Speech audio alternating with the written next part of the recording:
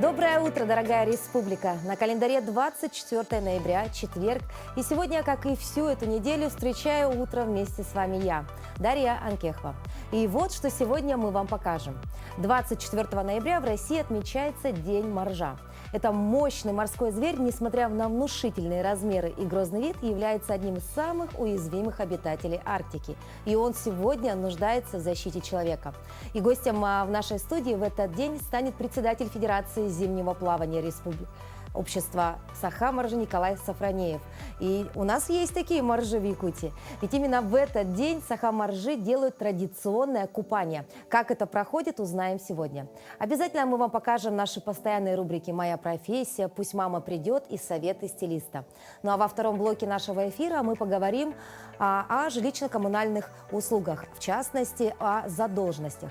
Узнаем, какие акции будут в ближайшие месяцы и почему задолженность пагубно оказывается на деятельность сферы ЖКХ. Помимо этого, также узнаем, какие же фильмы можно будет посмотреть в предстоящие выходные в столичных кинотеатрах. И завершит наш выпуск гость из Дворца детского творчества. Ведь сегодня именно это учреждение дополнительного образования детей отмечает свою юбилейную дату. Так что оставайтесь вместе с нами, подписывайтесь на наш телеграм-канал и, конечно же, попытайтесь, возможно, вы успеете отправить свои поздравления, либо привет в прямом эфире, мы обязательно его озвучим. А еще, забегая вперед, оставайтесь с нами, потому что сегодня мы разыграем с вами пригласительные на премьеру фильма. Это очень замечательный, кстати, замечательная лента, уже есть очень много отзывов. И вот такие именно пригласительные достанутся кому-то из вас. Это все пройдет, наверное, ближе к концу нашего эфира. Ну а теперь давайте, как всегда, узнаем, какая же погода у нас сегодня за окном. В центральных районах температура воздуха на 6 часов утра была на отметке минус 40 градусов. В заречной группе 42-28 градуса ниже 0. В южных районах 29 со знаком минус. В Вилюйской группе 42-35, в Нижнеленских 39-33 градуса ниже 0. В западных районах 38-29, в Колымо-Индигирской группе Луса до минус 38. В Янских районах 42-39 ниже 0, на северо-западе 41-33 градуса. В Якутске температура воздуха на 6 часов утра была на отметке минус 33 градуса. Атмосферное давление 754 миллиметра ртутного столба. Штиль. Сегодня днем слабый снег. Ветер северо-западный 1,3 метра в секунду. Температура воздуха ожидается до минус 30 градусов. Сегодня, как мы уже говорили, отмечается День моржа. Он был учрежден в 2008 году по инициативе Всемирного фонда дикой природы и Совета по морским млекопитающим. Эти животные – это крупнейшие ластоногие, обитающие в северном полушарии планеты Земля. Празднование этого дня не случайно назначено на 24 ноября. В последние дни осени моржи покидают арктическое побережье Чукотского моря и отправляются на зимовку в Берингов пролив, становясь на время своего переселения особенно уязвимыми и нуждающимися в защите. Провозгласив этот праздник, защитники природы решили таким образом привлечь внимание общественности к проблемам тихоокеанских моржей, ведущим к сокращению численности морских млекопитающих. А какие же еще даты событий отмечаются сегодня? Давайте узнаем в нашей постоянной рубрике «Даты события».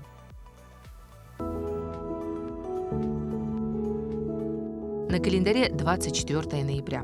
Сегодня в России отмечают День моржа. По народному календарю Федор студит или Федор Мороз. Этот день мудрые люди советовали провести дома, поближе к печке и горячим щам. Этот день в истории. В 1859 году в этот день в продаже появился труд Чарльза Дарвина «Происхождение видов», в котором основной движущей силой эволюции Дарвин назвал естественный отбор и неопределенную изменчивость. В 1874 году американец Джозеф Глидден получил патент на колючую проволоку. В 1927 году, 24 ноября, состоялось открытие Московского государственного театра оперетты. В 1944 году завершилась наступательная прибалтийская операция советских войск. В результате наступления группа армий «Север» была изгнана почти из всей Прибалтики. С утратой этого выгодного стратегического района Гитлер лишился свободы действий в восточной части Балтийского моря, а также важной промышленной и сырьевой базы. 24 ноября 1974 года в долине реки Аваш в Эфиопии ученые обнаружили скелет взрослой женской особи человекообразного существа – гоминида. Позднее находка получила имя Люси. В 2002 году школьник Ян Непомнящий стал чемпионом мира по шахматам среди юниоров. 12-летний мальчик из Брянска занял первое место, набрав 9 очков из 11 и стал лучшим среди 120 шахматистов из 82 стран. В этот день родились Бенедикт Спиноза, нидерландский философ, рационалист, натуралист; Александр Суворов, русский полководец, генералиссимус; Дейл Карнеги, американский педагог, психолог, писатель; Альфред Шнитке, советский композитор, педагог, заслуженный деятель искусств РСФСР; Наталья Крачковская, советская российская актриса театра и кино, заслуженная артистка России. В этот день также родились Александр Масляков, советский российский телеведущий, руководитель и ведущий КВН, и Эмир Кустурица, югославский, сербский кинорежиссер, актер. Именины сегодня у Викентия, Евгения, Степана, Максима, Виктора, Тимофея и Федора. Конечно, самая главная миссия каждого утра – это проснуться и зарядиться энергией. Так, например, делают наши героини следующего сюжета. Повышение работоспособности, бодрости и сила – все это наряду с укреплением здоровья жительница Алдана двум Светланам и Юлии дает контрастное закаливание. Быть в тонусе девушкам совместно несложно. Достаточно пройтись босиком по снегу, либо окунуться в сугроб. Ощущениями закаливания алданочки поделились с нашими коллегами.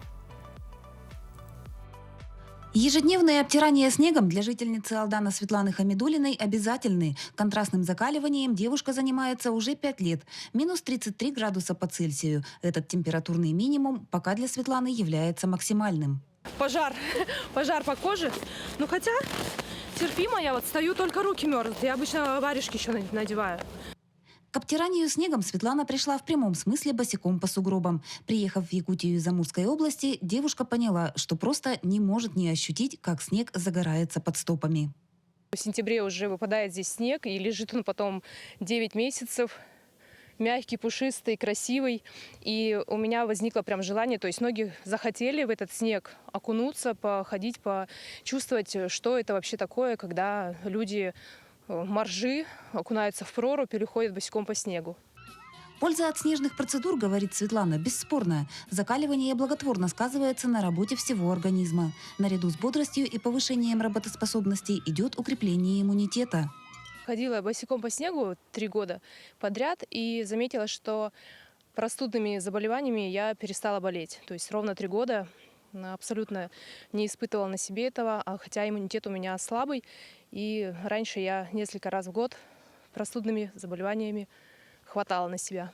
Юлия и Светлана вовсе не собираются бежать 100-метровку. Временные рамки они себе не ставят, как не задают и количество шагов. Цели в контрастном закаливании недопустимы. Организм самостоятельно определяет оптимальную для него норму. Босиком по снегу Юлия и Света впервые прошлись совсем недавно. Это мы не считали, но вот около 60 шагов мы проходим, пробегаем. Иногда проходим, пропрыгиваем. Лучше всего, отмечают девушки, ступать босиком по только что выпавшему снегу. Помимо пользы для организма, эта процедура приносит ни с чем не сравнимое удовольствие. И оставлять его Юлия и Светлана не собираются. Ну, очень приятное ощущение впоследствии, на эмоциональном уровне особенно. Ну и в теле, да, такой прилив энергии, сил. Хочется еще большего. Еще поморознее, чтобы было больше шагов, больше эмоций. Единомышленниц у двух Светлан и Юлии немало. Самые отважные уже принимали участие в мини-забегах. По словам алданочек, они получили ни с чем не сравнимые ощущения. Многие девушки убеждены, что со временем обязательно придут к постоянному контрастному закаливанию. У нас уже в группе около 30 человек в WhatsApp, которые хотели бы пробовать пробежаться в купальниках среди снегов. Больше 10 человек ходит, знаю, босиком по снегу каждое утро. Кто-то по вечерам выходит, кто-то даже по ночам. То есть девчонки ловят удовольствие от этой процедуры и чувствуют кайф, адреналин. В контрастном закаливании, по словам девушек, имеется один секрет. Он заключается в настрое. Если от хождения босиком и обтирания снегом ожидать прилива сил, ресурсы организма обязательно раскроются, а бодрость и активность не заставят себя ждать. Татьяна Вахнина, Сергей Шипачев, Алдан. И продолжая тему здорового образа жизни и закаливания, сегодня мы поговорим о наших так называемых моржах. Это объединение людей, которые, несмотря на холод, купаются в проруби. И сегодня о значимости этой даты и вообще о процедуре закаливания мы поговорим с нашим гостем в студии. Это Николай Сафронеев.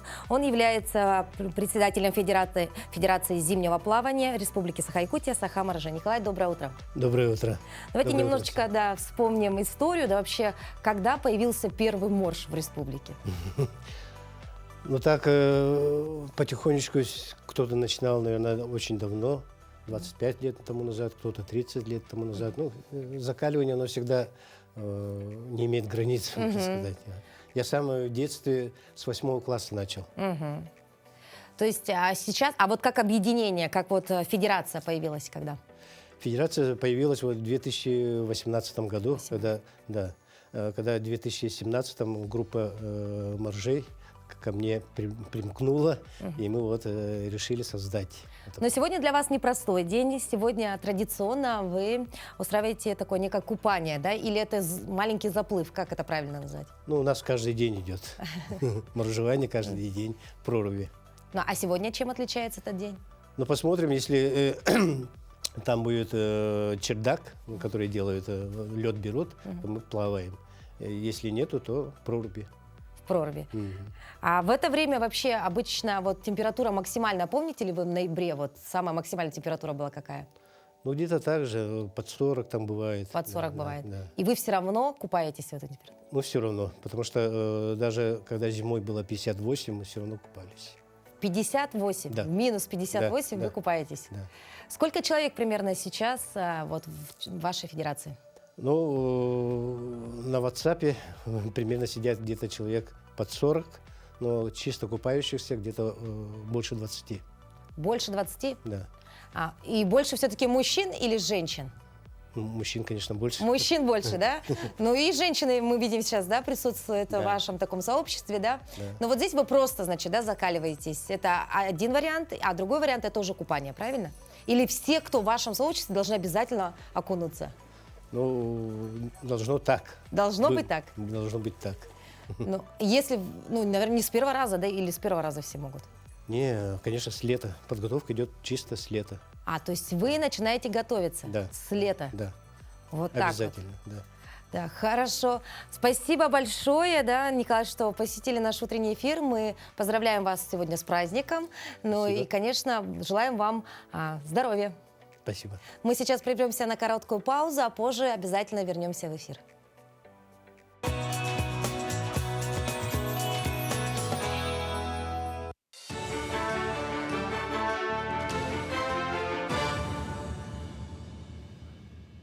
Коллеги, доброе утро. Доброе утро, Якутия. Сейчас блок новостей.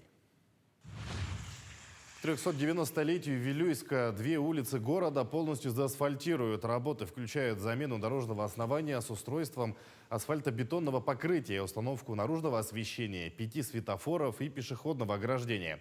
Кроме того, в порядок приведут систему водоотведения, обустроят 10 автобусных остановок и тротуары.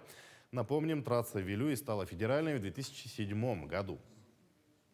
В Вилюйском области 2 объекта, 578 километров. Это город Вилюйск, транзитная улица Ленина, улица Мира. Мы в этом году выполнили 1 километр в асфальтобетонном исполнении. Работы в этом году они завершены. Сейчас уже переходим на зимнее содержание данного участка. И с февраля следующего года работы будут продолжены. Второй объект у нас 588, 608 километр. Это продолжение в сторону Верхневилюйска. Вот этот объект у нас 3-летний контракт будет завершен в 2024 году. На этом объекте сейчас работы идут, продолжаются. И работы будут проведены в этом году до 15-20 декабря. В Нюрбинском районе стартовал отборочный этап регионального чемпионата «Молодые профессионалы». Главная цель движения WorldSkills – популяризация рабочих профессий и повышение качества обучения по этим направлениям. В этом году муниципальный отборочный этап регионального чемпионата в Нюрбе пройдет по 38 компетенциям на 12 площадках образовательных учреждений. Новыми компетенциями конкурса стали кулинария народов Севера, 3D-моделирование для компьютерных игр и разработка VR-AR-приложений. Пока вот провели уже 4 компетенции уже, и там поучаствовало 39 участников. Те команды и дети, которые вот выиграли муниципальный этап, должны участвовать в региональном чемпионате, который пройдет в городе Якутске. Семейное воспитание имеет огромное значение в образовании и становлении любого человека. Это фундамент, на котором строится вся жизнь. На протяжении 20 лет в Горном районе реабилитационный центр для несовершеннолетних оказывает психологическую, материальную помощь семьям и детям, попавшим в трудную жизненную ситуацию. Юбилею посвятили семинар для родителей «Семейное воспитание. Путь к успеху», в рамках которого ведущие специалисты республики провели родительские лекции, квест-игры и мастер-классы, а также выставку работ воспитанников. Одни из первых начали проводить мероприятия по семейной профилактике в виде семейного туризма для семей трудной жизненной ситуации. Очень радует, что именно в этом коллективе работают сотрудники действительно с такой же протяженностью, сколько и им сейчас исполняется, 20 лет, имеют трудового стажа. Дни монгольского кино пройдут в Якутии. Дом дружбы народов, столицы региона, встретит гостей на днях монгольского кино с 26 по 30 ноября. Мероприятие посвящено 80-летию известного монгольского кинорежиссера Бэгзина Балжиняма. Кроме показа кинолент, пройдет круглый стол, встречи с артисткой театра и кино, заслуженным деятелем искусств Монголии Долгосурен Дорж. Стартует показ фильма 1984 года «Кочуем к вам», а завершится драмой «Тень», награжденной номинацией «Лучшая режиссерская работа». Вход бесплатный.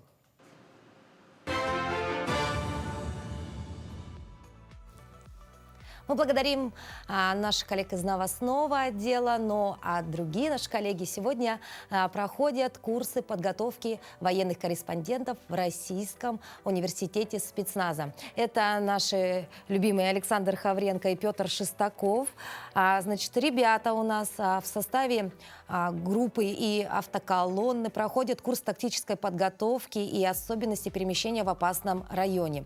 Большое внимание уделяется оказанию первой медицинской помощи как и себе, так и окружающим. Занятия проходят как в теории, так и на практике. Слушателям приходится бегать, ползать, выносить на себе условно раненых товарищей. Конечно, практика дается очень тяжело для многих, ползать по земле – очень непривычное занятие. Но все понимают, что это необходимо знать и уметь, говорит Александр Хавренко.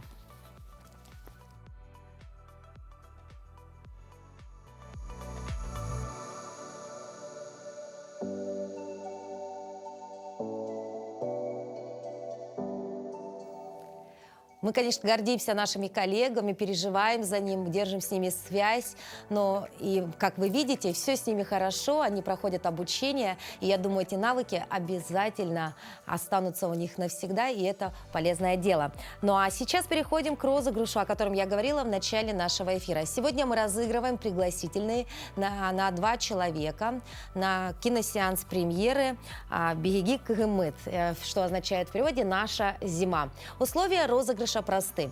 Обязательно вы должны быть подписаны на наш телеграм-канал. Если вы не подписаны, вы можете это сделать прямо сейчас. Вы видите ссылочку, либо можете отсканировать QR-код. Заходите, подписывайтесь, ну а далее мы выкладываем там вопрос, который я озвучу сейчас в прямом эфире. Вам нужно будет ответить правильно на 2 вопроса. Будьте внимательнее. 2 ответа правильных дадут возможность вам посетить премьеру этой замечательной киноленты. Итак, напоминаем, что кинорежиссер – это Степан Бурнашов. Вот.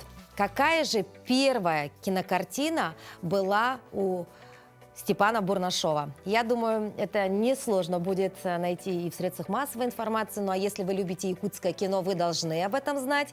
И второй вопрос. Какой по счету фильм в истории у Степана Бурнашова является «Наша зима»? Какой по счету фильм?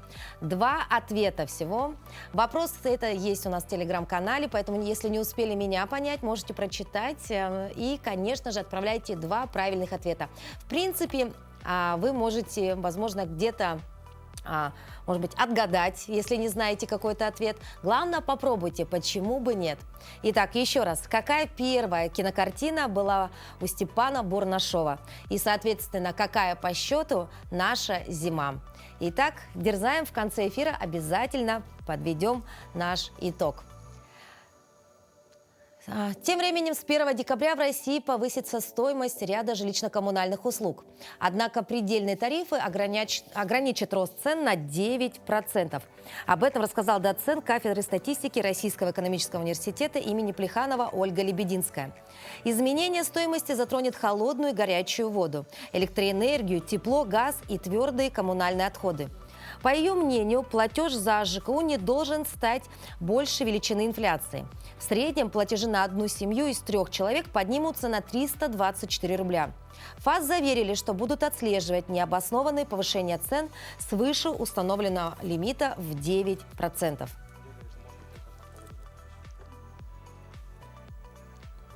Вместе с тем, долги россиян за квартплату продолжают расти. В этом году они приблизятся к отметке 800 миллиардов рублей, сообщают СМИ.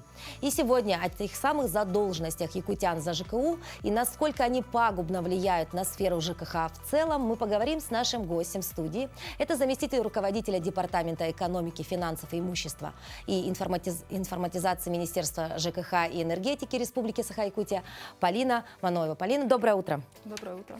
Вот давайте все-таки поговорим вот о тех самых задолженностях. Да, ЖКУ очень такая страшная цифра, 800 миллиардов. Да? Как обстоит вообще обстановка у нас в республике?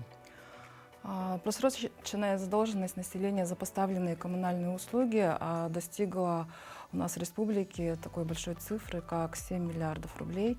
Мы являемся антилидерами среди регионов по Дальнему Востоку. То есть не очень приятные цифры, да? Вообще, насколько пагубно влияет вот эта огромная задолженность 7 миллиардов, да, на сферу деятельности поставщиков тех самых услуг? Действительно, задолженность отрицательно влияет на деятельность предприятий. Да? В первую очередь, конечно, доходы – это завоз топлива в навигацию, да, в короткий период навигации в наших условиях необходимо завести. Это заработная плата, это исполнение ремонтных программ, инвестиционных программ, то есть необходимо подготовиться к отопительному периоду и, соответственно, все это организовать в первом полугодии года. Поэтому очень важно, чтобы платили за поставленные услуги. Мы же вот приходим в магазин, покупаем хлеб, то есть сначала платим, потом его забираем с магазина. А за коммунальные услуги мы оплачиваем за предыдущий месяц, и, соответственно, это нужно делать ежемесячно. Полина Викторовна, вот уже многие же жители перешли на те самые счетчики, да, это газ, тепло, да. Кто должен вносить эти данные в систему, или уже в большинстве случаев это все грузится автоматически? Если говорить про индивидуальные приборы учета, то в квартире, вот, в которой устанавливаются приборы, это воды, света, да, житель должен самостоятельно направлять показания приборов учета в управляющую компанию либо в ресурсоснабжающую организацию. Это зависит от способа выбранного управления, да, домом.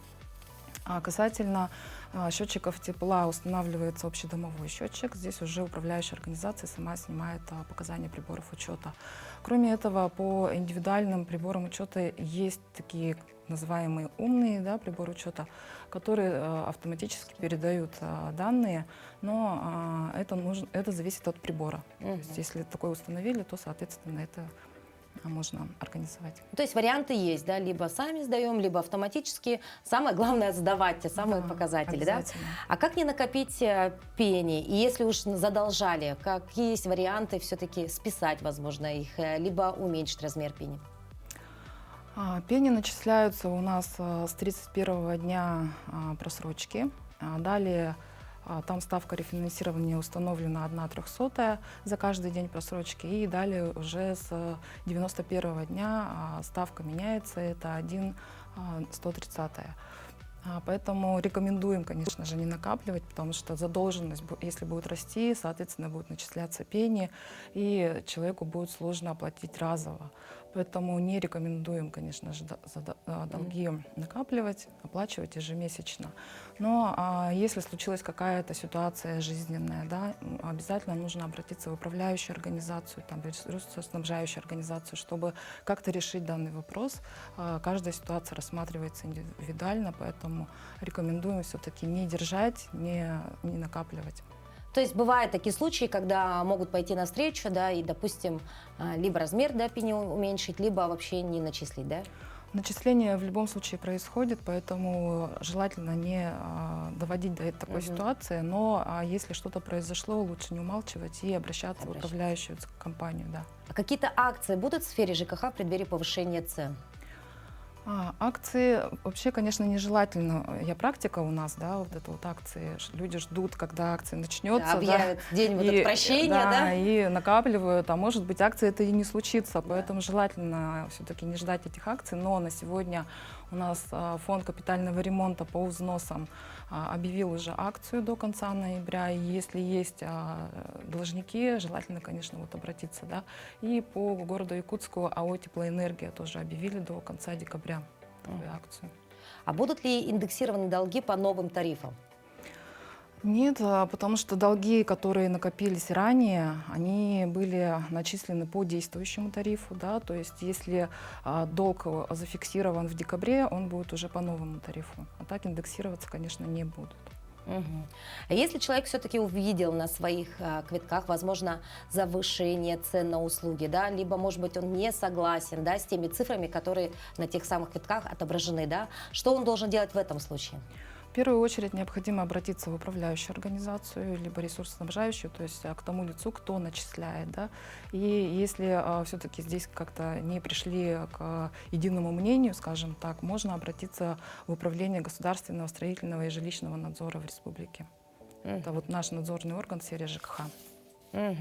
Спасибо большое, Полина Викторовна, что посетили наш утренний эфир. Мы желаем вам доброго утра и хорошего рабочего дня. Спасибо. Ну а мы движемся далее. И сейчас перейдем к нашей постоянной рубрике «Киноафиша». Интересно, что же можно увидеть в эти выходные в кинотеатрах нашей столицы?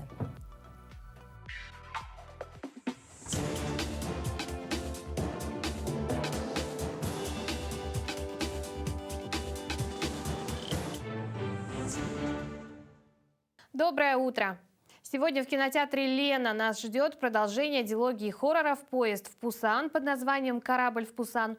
Компанию ему составит биографическая драма «Ламборгини» и кинолента от якутского режиссера Степана Бурнашова «Наша зима».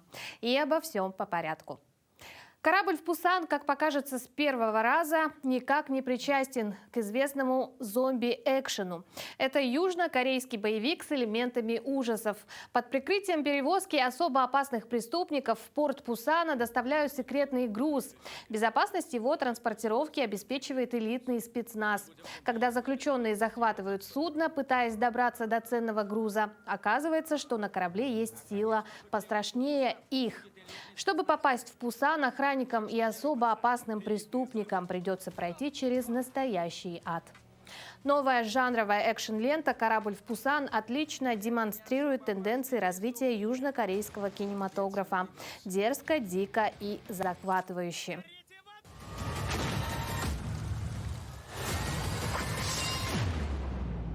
Теперь он главный. Также нас ждет эффектная биографическая драма, основанная на жизни итальянского предпринимателя Ферруччо Ламборгини, создателя спорткаров Ламборгини. Байопик расскажет о жизни знаменитого итальянского предпринимателя, начиная с производства тракторов до проектирования и постройки легендарных спорткаров, а также конкуренции с Энцо Феррари. Режиссер фильма Роберт Мореско получил широкую известность как сценарист криминального триллера «Столкновение», который принес ему премию «Оскар» в номинации «Лучший сценарий» и премию Британской академии в этой же категории. Кстати, изначально главную роль в фильме должен был сыграть Антонио Бандерас, но актер выбыл из проекта из-за конфликта в расписании. В итоге роль Ламборгини получил не отличающийся выдающимися данными Фрэнк Грилло, ранее снявшийся в лентах «Первый мститель. Другая война», «Первый мститель. Противостояние», «Мстители. Финал» и в нескольких частях серии хорроров «Судная ночь».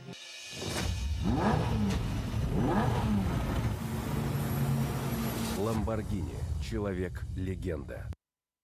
12-я полнометражная картина Степана Бурнашова «Наша зима» рассказывает о семейной паре, которая, прожив 10 лет, решается разойтись. Главные роли исполнили Ирина Михайлова и Илья Яковлев. После 10 лет брака главные герои решают развестись, считая, что такое решение является единственно верным и правильным в безвыходной, казалось бы, ситуации. Недопонимание, закрытость, обыденность и рутина наталкивают их на мысль о том, что развод – единственный выход из неудачного брака. Каждый из них думает, что тяжелое решение поможет им реализовать себя и воплотить свои давние мечты. Съемки проходили зимой прошлого года в 56-градусные морозы.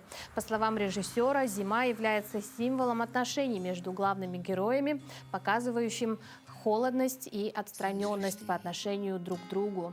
Финальная сцена фильма остается недосказанной, предоставив зрителю возможность самому решать и объяснить концовку, считает Степан Бурнашов. Сардана, мы уже развелись. Все. Ну как же так? Ранишь ты.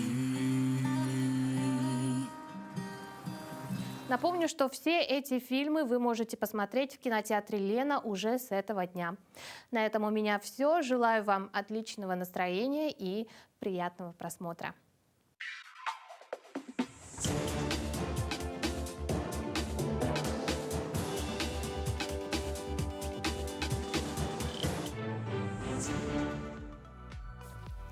Вот именно на этот фильм, о котором говорила сейчас Катерина Винокурова, мы продолжаем разыгрывать пригласительные. Итак, дорогие друзья, позвольте мне немножечко внести небольшие коррективы. Обязательно правило: вы должны быть подписаны на наш телеграм-канал, это раз. Во-вторых, будьте внимательны, мы разыгрываем эти пригласительные в течение прямого эфира. Прямой эфир у нас идет с 7 до 8 часов утра на телеканале Якутия-24 НВК Саха. Поэтому, если вдруг вы увидите эфир с пометкой «Повтор», к сожалению, в этот момент розыгрыш уже будет завершен. И еще один момент. Я тут посмотрела правильные ответы. Сразу скажу, что фильм «Кута», о котором сейчас пишут многие наши подписчики, это не первая кинокартина Степана Бурнашова. Небольшая подсказка. Первая его картина вышла в 2010 году. Вот такие подсказки я уже даю, прям прямые. Поэтому насчет второго фильма не очень сложно найти информацию. А вот насчет первого вопроса, какая первая кинокартина Степана Бурнашова, нужно немножко подумать. Подсказка есть. 2010 год. Успевайте, у нас осталось совсем немного времени нашего прямого эфира, и кто-то из вас получит те самые пригласительные. Ну и продолжая тему культуры, куда можно сходить в эти выходные, предлагаем вам посетить арт-галерею «Юргель», где состоялось торжественное открытие выставки «Таинственное зеркало души». Снимки глаз с патологиями зрения из Якутской республиканской офтальмологической клиники прошли сквозь призму искусства. Преображение в руках живописца Миры Аргуновой, картины из анамнеза пациентов увидела наша коллега Ирина Григорьева.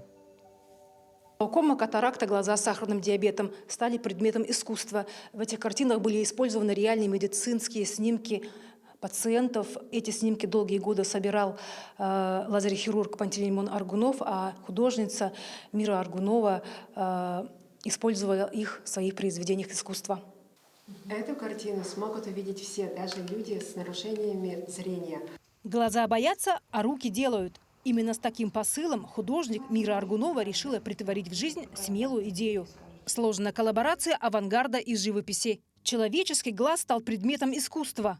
33 картины написаны на основе реальных медицинских снимков. Это снимки биомикроскопии глазных яблок, обследованных при помощи щелевой лампы. Микроскоп – главный инструмент врача-офтальмолога. Щелевая лампа дает возможность получить такой оптический срез хрусталика и под большим увеличением исследовать детали глаза, причины помутнений и смещений хрусталика. В картинах Миры глаза больных катарактой, глаукомой ожили и помогли зрителям увидеть скрытый смысл обычных вещей. Я увидела эти снимки глаз, они поразили меня своей красотой, прекрасными цветами и удивительной графикой. Уникальное творческое решение. Художник Мира Аргунова признается, природа сама по себе удивительна, независимо от каких-либо особенностей и состояний. Поэтому в медицинских снимках она нашла красоту. Снимок из анамнеза превратился в искусство. Местами автор редактировала цвет. так как некоторые снимки были черно-белые, но большинство глаз уже были цветные. Глаза – зеркало души и раскрывают горизонты для творчества, отмечает художник. Автор смотрит на свои работы философски и дает зрителям увидеть то, что всегда за кадром, заглянуть в саму душу. Картина называется «Счастье слепо на оба глаза». Человек, когда счастлив, он, с одной стороны, ничего не замечает, а второй смысл в том, что счастье, как и, скажем, Фемида, слепо и не выбирает, кому достаться. Олицетворяет вот это состояние счастья, когда она счастлива и ничего не замечает вокруг. А с другой стороны, возможно, она и олицетворяет само счастье, и нужно успеть его поймать, потому что оно ведь слепо, оно может вас само не найти. Каждая картина связана с поговорками на 6 языках народов России – бурятский, татарский, башкирский, алтайский, якутский и русский. Распознать человека можно только по поступкам. На картине «С глаз долой и сердца вон» башкирская девушка стоит с закрытыми глазами на фоне яркого оранжевого глаза. Татарская поговорка «У немого ворона глаза выколет» обрела жизнь в сочных красках желтого глаза. В разных культурах пословицы про глаза наполнены глубоким смыслом. Эти меткие фразы говорят о том, насколько точно глаза отражают внутреннюю сущность человека.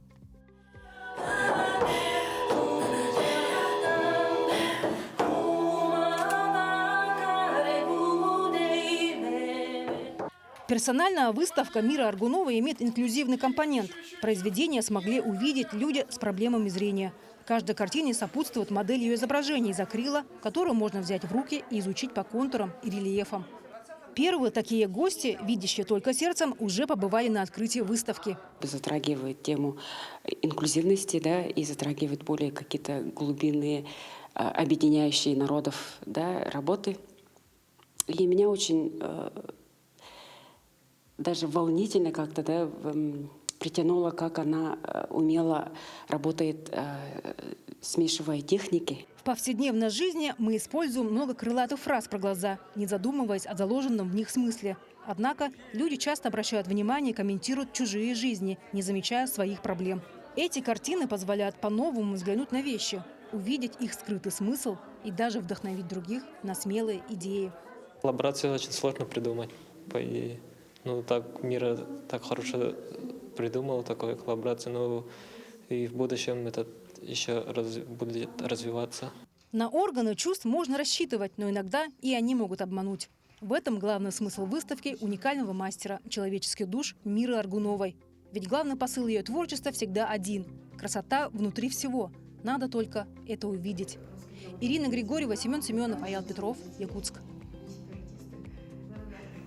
Напоминаем, что эта уникальная выставка будет проходить с 18 ноября по 9 декабря в арт-галерее «Юргель». Обязательно посетите эту выставку «Таинственное зеркало души».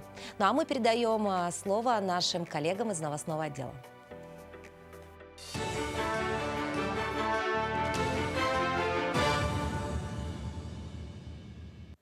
Якутия, доброе утро. Далее блок новостей. Хангаласская госинспекция по маломерным судам предупреждает об опасности выезда на неокрепший лед. В районе проводят месячник безопасности на водных объектах. В рамках него объявлена традиционная акция «Безопасный лед». До 27 ноября сотрудники ГИМС, ГИБДД, административной комиссии муниципалитетов выходят в совместные рейды. Выявляют незаконные ледовые переправы. Также проводятся разъяснительные беседы с жителями. Установлены более 20 аншлагов с информацией о запрете выезда на неокрепший лед. Кроме этого, сотрудники ГИМС ведут мониторинг толщины льда на реке Лени. В нашем районе средняя толщина, она где-то 14-15 сантиметров всего лишь. То есть вот сейчас мы находимся. А для проезда машин какая допустимая? Ну, при такой вот ледовой обстановке, как в этом году, поздняя осень, то есть не менее 30 сантиметров надо, чтобы начать, ну, как минимум 3 тонны, чтобы сделать переправу, надо, чтобы 30 сантиметров было. Как думаете, к какой дате это, нарастит? Ну, на данный момент подано 4 декларации, то есть по открытию ледовых переправ. У них записано, что они 20 декабря планируют открытие этих переправ. Это очень поздно. Топливо нового поколения теперь производит и в Якутске. Лесопромышленный комплекс «Алмаз» открыл цех по изготовлению пеллет. Так называют топливные гранулы цилиндрической формы из древесных отходов. Щепу и опилки высушивают, затем отправляют в пресс-гранулятор. И благодаря выделяемому при нагревании веществу, лигнину, частицы склеиваются. Ряд преимуществ делает такое топливо незаменимым. Высокая плотность, низкая влажность и одинаковый размер пеллет позволяют при сгорании получать большое количество энергии и точно дозировать их количество благодаря автоматизированной подаче в печь. Низкая цена топлива позволяет существенно сэкономить. Одна загрузка – это 2 месяца можно будет отапливать помещение до 50-60 квадратных метров. И это не требует постоянного контроля за оборудованием. То есть вы, грубо говоря, взяли, засыпали, и, соответственно, у вас котел уже сам подает, автоматически сам определяет, какую вам надо температуру, соответственно, чтобы вам было комфортно. Продукт наш является очень качественным, является экологически чистым, является удобным для использования его для отопления в печных системах. В селе Амга прошли ежегодные традиционные соревнования среди юных охотников «Баянай». В этом году приняли участие 7 команд. Соревнования провели в 12-й раз. Участники выявляли лучших в стрельбе из лука, прорубании лунки, разведении костра, кипячении чая, отвечали на вопросы интеллектуальной викторины, а также приняли участие в эстафете. По итогам соревнований, набрав наибольшее количество очков, первое место заняла команда Амгинской средней школы номер 1. Все победители награждены медалями и памятными призами. Первое это была визитка. В этом году очень красочно у нас прошли. Там песни, даже танцы были. Вот так. Второе это у нас получается эстафета. Там 3 этапа было. Так, и стрельба из лука. И еще проверяли сети. В общем, участвовало 7 команд, 48 участников. Так, ну так. В общем, первое место занял АСОШ-1. Получается, второе место команда ЭМИС, села ЭМИС. И третье место команда СЮТ. К текущему часу это все новости. Всего доброго и удачного дня.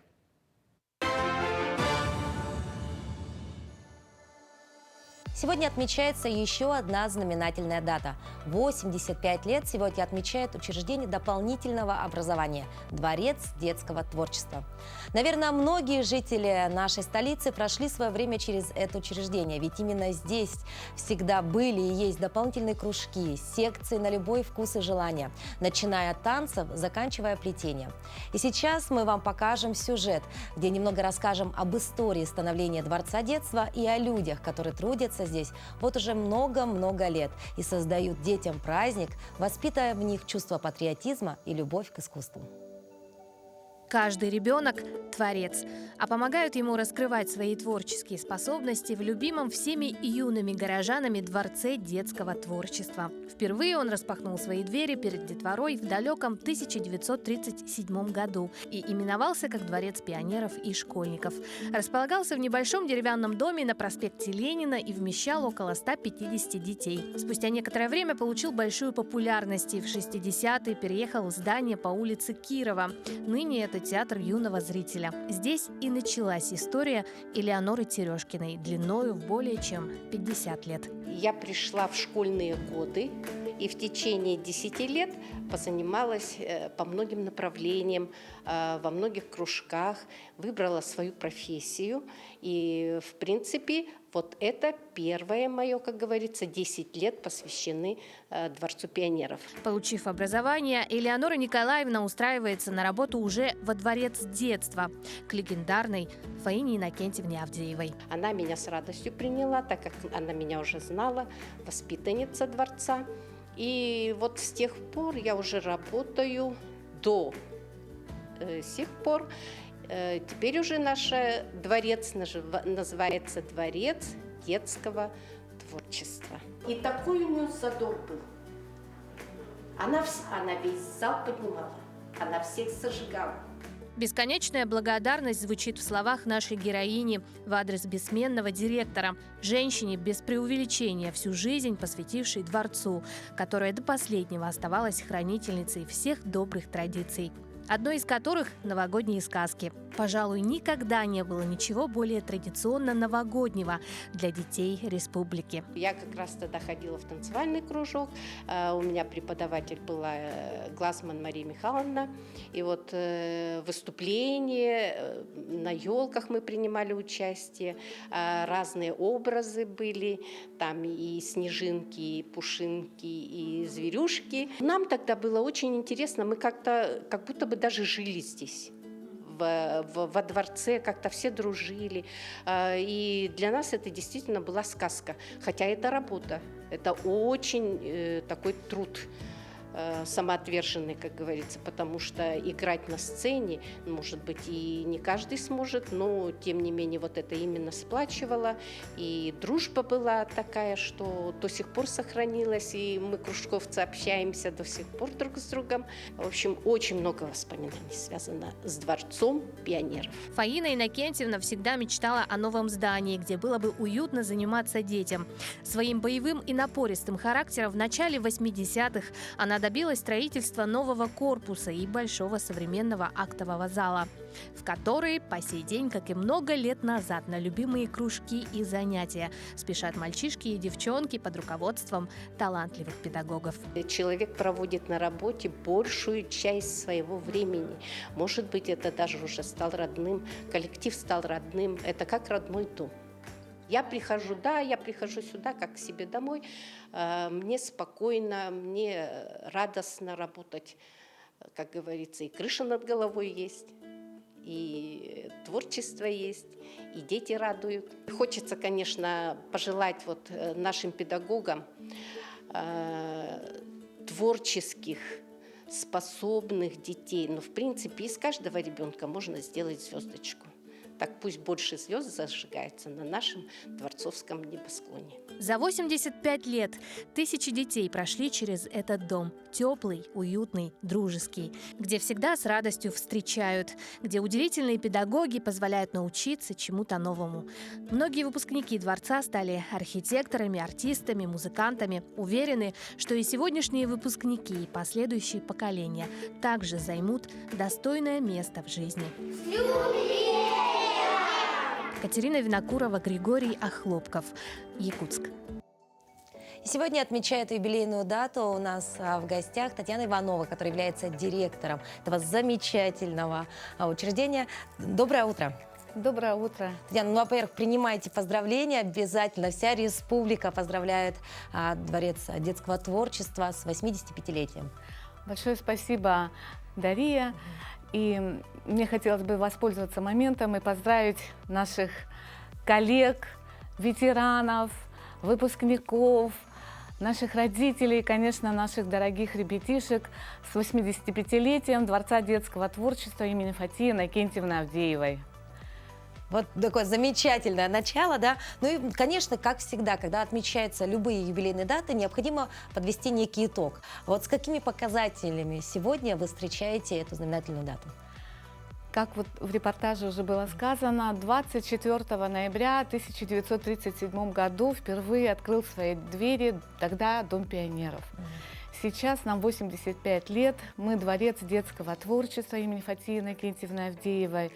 И основной деятельностью нашей является, конечно, это реализация дополнительных общеобразовательных программ по всем направлениям дополнительного образования. И сегодня это 133 программы. У нас охват детей более 10 тысяч в год. И Дворец детского творчества сегодня является муниципальным опорным центром дополнительного образования Республики Саха-Якутия, является региональным оператором Малой академии наук. Мы являемся координаторами по внедрению инноваций в сфере 3D-образования. Реализуем программы по проектам мобильного мобильного кванториума, детского технопарка кванториума, лаборатории безопасности. Также мы являемся координаторами по развитию детского движения. То есть, Татьяна, это вот такие более современные направления, да? Вот, например, вспоминая свое детство, когда я тоже посещала кружки во Дворце детства, у нас все было вот как-то бумаги, книжки, да, вот это. А сейчас с появлением новых технологий появилось у ребят и больше возможностей, да? Это робототехника, мы знаем, да, это какие-то научные проекты, да, у вас уже совершенно другие, да, виды деятельности. Да. Совершенно верно, но тем не менее традиционные, как вы сказали, направления, они сегодня имеют тоже особую популярность. Те же художественные кружки, творческие, и эколого-биологическое направление, туристическое у нас очень популярно, да? Но на самом деле новые у нас направления также внедряются. Это нашему детскому технопарку в этом году 5 лет мы отмечали. Это новые направления по графическому дизайну, по робототехнике, по лего-конструированию. Также в плане художественного творчества новые направления у нас по, значит, академическому рисунку. В этом году мы вот внедряем новую программу по визажу. И даже уже в макияже вы учите? Да, наши ребята участвовали в муниципальном этапе, вот недавно проходил молодые профессионалы по эстетической косметологии. Да вы что? Да. А я в свое время писала доклад про полезные свойства свеклы, знаете, а дети сейчас, вот видите, идут в ногу со временем, да. Я помню, у вас был замечательный еще такой кружок, ну, как это сейчас, наверное, называют, контактный зоопарк. Я помню, мы приходили и ухаживали за животными. Вот сейчас есть такое что-то вот по животноводству, либо растениеводству кружки? Да. Живой уголок называется, да, наше направление. Так у нас есть. Наш небольшой зоопарк. Ребята приходят, занимаются, кормят животных, да. То есть традиционные такие секции остались, Остались, обязательно, да. У вас еще и растениеводство хорошо, да, там развивается, то есть ананасы, говорят, растут, гранаты. Это про вас все? Это, да, где-то про нас. У нас действительно уникальные растения. Наши удивительные педагоги занимаются этим направлением. Ботанический такой сад. Приглашаем. Да. Спасибо. Ну вот кого мы можем пригласить в рамках вашего юбилейного года? Да, наверное, уже в течение всего года были какие-то мероприятия, да? Куда мы еще можем успеть и куда бы пригласили зрителей наших? Действительно, мы отмечаем наш юбилей в течение всего года. Мы провели 32 мероприятия для наших ребят разного направления. Это и соревнования, и конкурсы рисунков, и вокальные, и художественные, и технического творчества, и по туристско-краеведческому, эколого-биологическому, по всем направлениям мы провели разные мероприятия. И буквально вот в ноябре, это такой у нас юбилейный месяц, прошла вот декада. Буквально вчера у нас завершилась Всероссийская научно-практическая конференция «Авдеевские чтения», где приняло участие более 400 педагогов со всей России. Это 8 регионов, вся республика. Проходили секционные заседания, мастер-классы, стендовые защиты. И вчера состоялось пленарное заседание. Также мы подготовили с коллективом книгу юбилейную «85 лет созидания, творчества и успеха», над которой мы работали всем коллективом в течение года. Буквально вчера была у нас презентация. И также мы подготовили документальный фильм «Дворец. Место встречи. Дворец». И сегодня в 10 утра состоится презентация документального фильма. Мы приглашаем всех наших друзей, гостей посмотреть вместе с нами. И в 5 часов вечера сегодня состоится юбилейный концерт детского творчества. Дворец детства начинается с дворца, где будут выступать наши дети, которые готовились к этому концерту и покажут красивый концерт. Красивый концерт. И это будет такое яркое завершение вашего юбилейного года. Или еще есть мероприятие, запланированное на декабрь?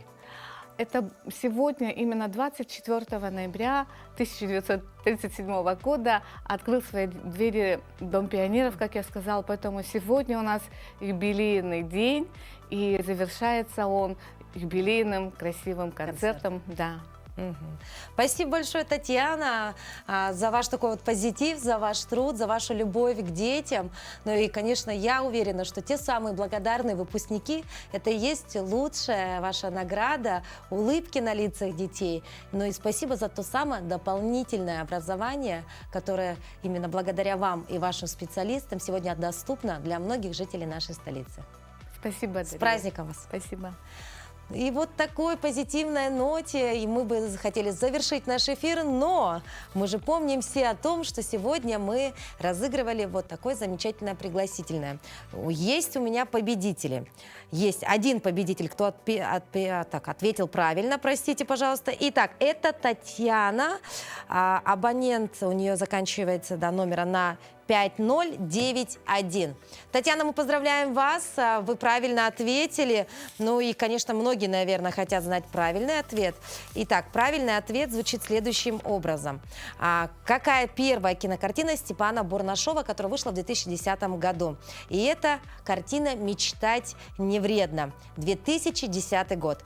Ну, а какой по счету будет фильм «Наша зима»? 12-й фильм в истории Степана Бурнашова. Вот так вот, два правильных ответа, и мы поздравляем некую Татьяну, нашу телезрительницу. На этом время нашего эфира подходит к концу. Завтра уже пятница. Мы увидимся в это же время на телеканале Якутия-24 и НВК Саха. Смотрите «Утро Якутии» с нами. До новых встреч!